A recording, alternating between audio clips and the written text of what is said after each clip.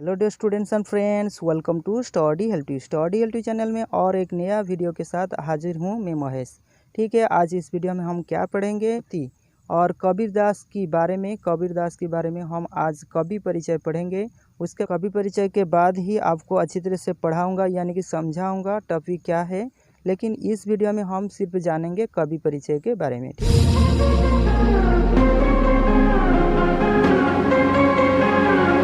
देख लेते हैं कबीर जी के बारे में क्या लिखा गया है। संत कबीरदास का जन्म सन 1398 में काशी के एक हिंदू परिवार में हुआ। ठीक है, यहाँ पर हमको क्या याद रखना है, कबीरदास जी का जन्म कब हुआ था? 1398 में हुआ था। कहाँ पर हुआ था? काशी में हुआ था। और कौन सा परिवार में? हिंदू परिवार में हुआ था। पर उनका पालन पोषण नीरू और नीमा नामक मुसलमान जुलाहा दंपति ने किया। ठीक है, हिंदू परिवार में उनका जन्म हुआ, लेकिन पालन पोषण किसने किए थे? मुसलमान जुलाहा दंपति, और उनका नाम क्या था? नीरू और नीमा। ठीक है, उसके बाद देख लीजिए, इसलिए कबीरदास जी को हिंदू और मुसलमान दोनों का गुण मिले। ठीक है, दोनों का गुण कैसे मिले? और वो जन्म हुए थे हिंदू परिवार में, उनका पालन पोषण हुआ था कहाँ पर? हिंदू ने ही मुसलमान जुलाहा दंपति ने पालन पोषण किए थे। ठीक है, इसीलिए उनको जो दोनों कास्ट का यानी कि दोनों का गुण मिला था, मुसलमान और हिंदू का। ठीक है, कबीर को किसी विद्यालय में पढ़ने का सहयोग यानी कि सुविधा नहीं मिले, लेकिन वे बड़े तेज बुद्धिमान वाले थे। ठीक है ना, वो पढ़े लिखे नहीं थे यानी कि स्कूल नहीं गए थे, फिर भी उनका जो तेज बुद्धि यानी कि बहुत बुद्धि वाले बालक थे। ठीक है, वे जुलाहे का काम करते थे। वो जुलाहे जो काम करते थे, जो बुनने का काम, वो काम कर रहे थे। और देखो, दुनिया का देखकर उन्होंने बहुत कुछ सीख लिया। दुनिया को देखकर बहुत कुछ वो सीख लिया। सोसाइटी में बहुत कुछ कार्य हो रहा था, यानी कि वहाँ उसी टाइम या फिर अभी भी काम हो रहा है। हमको सिर्फ अपना जो पाठ्य पुस्तक है, यहाँ से कुछ ना कुछ ज्ञान प्राप्त होता है और दुनिया से भी बहुत ज़्यादा हम ज्ञान प्राप्त कर सकते हैं। इसी प्रकार वो जो हमारा कबीर जी है, वो भी दुनिया से बहुत कुछ सीख कर यानी कि देख कर बहुत कुछ सीख लिए थे। समाज में व्याप्त बुराई को देखते हुए उन्हें बहुत दुख हुआ। ठीक है ना, उसी टाइम क्या हो रहा था? उसी टाइम ज़्यादा समाज में व्याप्त हो गया था बुराई, यानी कि ज़्यादा बुराई चल रहा था। उसको देखते हुए उनको बहुत दुख लगा। लोगों को अच्छी बातें सिखाने के लिए वो कमर कसकर खड़े हो गए। क्या करे? वो क्या किया? लोगों को अच्छी बातें बोलने के लिए, सिखाने के लिए वो कमर कसकर, अपने कमर को कसकर वो खड़े हो गए लोगों के सामने। लोगों को अच्छा अच्छा ज्ञान देंगे। जाति भेद, धार्मिक अंधविश्वास और बाहरी क्रियाकलाप जिसमें आंतरिक भावना नहीं था, कबीर जी उसको पसंद नहीं करते थे। ठीक है ना, क्या करते थे? वो जो जाति भेद होता है, वो मुसलमान जाति है, हम क्रिश्चियन जाति है, या फिर हिंदू जाति है, ऐसे जो जाति भेद है ना, वो बहुत दिक्कत देता है समाज में। तो हमको क्या करना चाहिए? जाति भेद जो प्रथा है उसको विलोप करना चाहिए। और धार्मिक अंधविश्वास, हम धार्मिक अंधविश्वास क्या क्या रखते हैं? को एक बकरा को वहाँ पर डाल दो, उसको हम भगवान के पास रखेंगे यानी कि भगवान को अर्पण करेंगे, या फिर कोई मुर्गा मुर्गी को हम अंधविश्वास के द्वारा वहाँ पर भगवान के पास उसको हम डाल देंगे, उसका सिर छेदन यानी कि मस्तक छेदन करेंगे, तो हमारा जो मनस्कामना है वो पूर्ण हो जाएगा। ये होता है धार्मिक अंधविश्वास।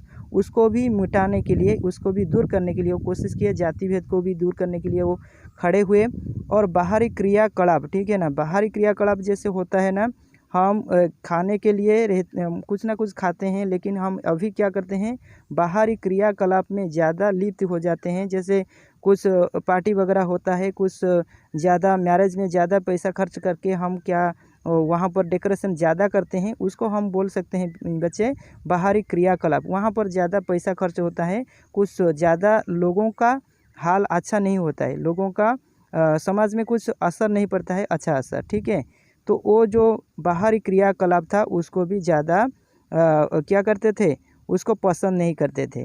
उन्होंने लोगों को काम करने, दूसरे के साथ अच्छा बर्ताव करने, बुद्धि और विचार से काम लेने का आग्रह किया। ठीक है, उन्होंने इंटरेस्ट किया क्या करने के लिए, उन्होंने इंटरेस्ट किया कि लोगों को काम करने के लिए, लोगों बेकार नहीं बैठे, कुछ ना कुछ काम हरदम करे और उसके बाद दूसरे के साथ अच्छा बर्ताव करें, यानी कि आपका बिहेवियर अच्छा होना चाहिए।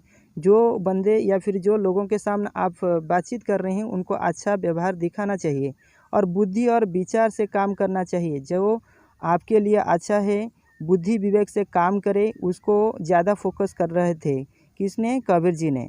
उस समय के हिंदू और मुसलमान दोनों संप्रदायों में फैले हुए धार्मिक अंधविश्वासों, सामाजिक रूढ़ियों और बुरे तथा अमानवीय रीति रिवाजों के कुसंस्कार जो होता है उसको मिटाने के लिए कबीर जी डटकर खड़े हुए। ठीक है, तो वहाँ पर थोड़ा उसको स्क्रीनशॉट थोड़ा कम कर देते हैं, आपको अच्छी तरह से दिखा सकते हैं। ठीक है, तो उसी समय क्या हो रहा था, हिंदू और मुसलमान दोनों जो संप्रदाय हैं वो फैल गया था धार्मिक अंधविश्वास, ज़्यादा धार्मिक अंधविश्वास, भगवान सब कुछ ठीक कर देते हैं, इसी प्रकार जो धार्मिक अंधविश्वास है वो ज़्यादा हो गया था। सामाजिक प्रतिबंधक जिसको बोलते हैं हम, और सामाजिक रूढ़ियों और ज़्यादा अमानवीय रीति रिवाज होता है। रीति रिवाज का मतलब है नीति नियम। ठीक है ना, अमानवीय जिसको हम मानव के ऊपर हम नहीं डाल पाते हैं उसको हम बोलते हैं अमानवीय, और अमानवीय रीति रिवाज ज़्यादा हो गया था और कुसंस्कार उसको हम बोल सकते हैं, उसको मिटाने के लिए वो खड़े हुए।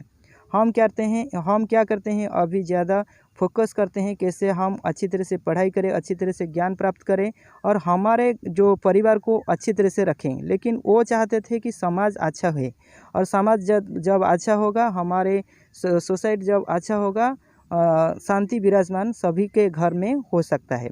इसी प्रकार उनका दिमाग था, लेकिन हम इंडिविजुअल सेल्फनेस जो होता है उसको ज़्यादा फोकस करते हैं। ठीक है ना, और देखो उन्होंने जाति धर्म से परे जीवन के मानववादी दृष्टिकोण को अपनाया।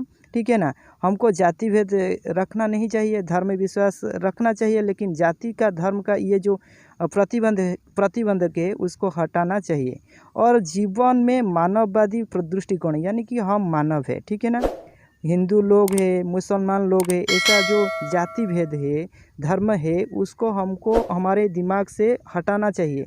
हम एक ही धर्म का है, हम एक ही जाति का है, वो हम मानव जाति है। ठीक है, हमारा धर्म मानव के सेवा के लिए होना चाहिए और उसको वो अपनाया। ठीक है ना, और देखो जिसे गृहस्थ और सन्यासी, हिंदू और मुसलमान, शैव और वैष्णव या फिर शाक्त और जोगी एवं बोल सकते हैं सिद्ध आदि स्वीकार कर सकें। ठीक है, ऐसे हम कुछ काम करें, ऐसे हम कुछ अच्छा मानववादी दृष्टिकोण अपने अंदर में लाए, जिससे क्या होगा, हम गृहस्थ जीवन भी रह के हुए, हम सन्यासी हिंदू और मुसलमान का भी धर्म जो संप्रदाय है उसको भी अच्छी तरह से हम रख सकते हैं और जो भी संप्रदाय है उसके लिए अच्छा होगा। ठीक है ना, उसको वो स्वीकार कर लिया और उसको अपनाया। ऐसे हमको भी करना चाहिए। कबीर जी ने तप को, तीर्थ को, व्रत को, संध्या, नमाज जो बोलते हैं, मुसलमान कास्ट के लोग ज़्यादा नमाज पढ़ते हैं सुबह और आदि के बदले नैतिकता, सदाचार, ज्ञान और भगवान प्रेम में जोर दिया। ठीक है, उन्होंने क्या किया, जो तप होता है, तपस्या होता है, तीर्थ व्रत होता है, हम जाते हैं बहुत सारे जगह पे, नया नया प्लेस पे हम जाते हैं घूमने के लिए, तीर्थ व्रत करते हैं, उसको वो हटाने के लिए कोशिश किए थे।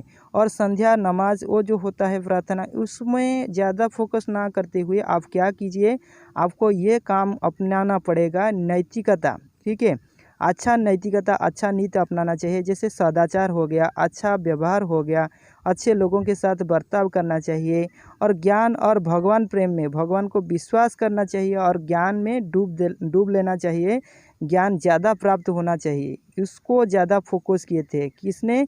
कबीर जी ने। ठीक है, देख लीजिए नेक्स्ट क्या दिया गया है।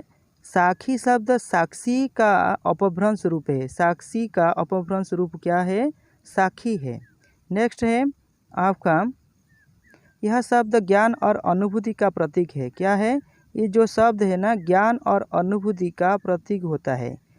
यह वह ज्ञान है या फिर अनुभूति है जिसे स्वयं कवि ने अपने अंतःकरण से क्या किया था? साक्षात्कार किया है या फिर साक्षात्कार किया था। ठीक है, वह यह ज्ञान है कि या फिर अनुभूति है जिससे क्या हो सकता है, स्वयं कवि ने क्या किया था, अंतःकरण से साक्षात्कार किए थे। कबीरदास की साखियाँ इस ज्ञान और अनुभूति के साक्षी है, यानी कि साक्षी हैं, यानी कि क्या है, अर्थात साक्षात्कार करने और साक्षात्कार करने वाले हैं। ठीक है, वो कौन है, कबीरदास जी की साखियाँ। ठीक है, नेक्स्ट है कबीर की भाषा क्या है, सद्दू कड़ी है। कबीर जी की भाषा कैसा है, सद्दू कड़ी। ठीक है, तो इस वीडियो में हम सिर्फ कवि के परिचय जो था उसको अच्छी तरह से पढ़ लिया।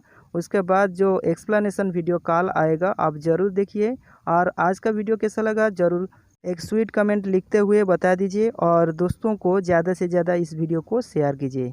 रहता हूँ, जय जगन्नाथ।